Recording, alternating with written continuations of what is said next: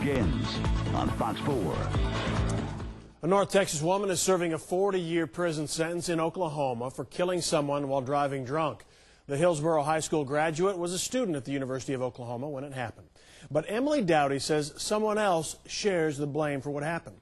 So was justice done, or is there someone else who should be made to pay for this deadly accident? And was Emily Dowdy a victim too? Fox 4's Jeff Crilly has this special report. I just keep thinking I'm going to wake up from this. It's got to be just a crazy nightmare. I mean, it's been almost 6 years since the accident, and it's just, I mean, to this day, it's still unreal. Emily Dowdy had it all: good looks, a new job, and a loving family. But in May of 1999, she was out with a girlfriend at an Oklahoma City dance club, and hours later, she was drunk, barreling down the freeway in the wrong direction, slamming head-on into another car, and killing 20-year-old Ryan Brewer, the son of a police captain. She says she remembers dancing with this man earlier in the evening. Her friend had one too many to drink and got sick. She says that man followed them out to her car, and after that, Emily says everything goes dark.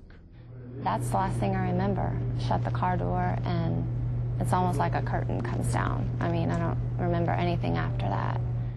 Around midnight, a police officer picked up Emily's friend. She was drunk, standing near Emily's car, but Emily was nowhere in sight. She says she has absolutely no memory of where she was, who she was with, or what happened to her. The next thing that I remember clearly is waking up in the hospital a couple days later. Dowdy's mother says right after Emily woke up, she told her this man's face was etched in her memory. Years after the accident, the defense had this sketch done by a forensic artist. She believes he slipped GHB into her drink. Cops call it the date rape drug because rapists use it to knock out their victims. I believe he drugged me, and I believe that he took me to an apartment there at that complex and had his way with me sexually. Whether it was just him or others, I don't know, but basically put me in my car after he was finished with me and sent me on my way. The hospital drew blood right away, but the staff didn't test for GHB. And her panties were missing, and yet they never did a rape test. Dallas toxicologist Dr. Gary Wimbish says after interviewing her, he found Emily's symptoms consistent with someone who had been drugged with GHB. The memory is key.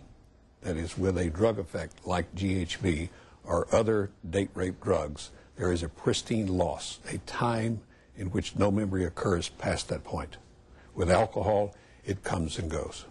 Dowdy is appealing her conviction, in part, her attorneys say, because testimony about this photograph was key to the jurors' decision. Jurors never actually saw this photo. They only heard about it from a witness who told them that while Dowdy was out on bond, she was photographed at a tailgate party with a beer in her hand, despite an order to remain sober. But a closer look at the photograph shows it wasn't a beer the witness saw at all, only a hot dog and a bun. Do you believe had the jury known that that was a hot dog and not a beer, would you be sitting here today? I don't think so. I mean, I think that just really upset them. I mean, it just really... Like you were flaunting... Yeah, just like, oh my gosh, this girl is... She has no remorse. She's just going out and just partying. The defense argued the testimony should not be allowed without actually showing the photograph. The judge overruled that.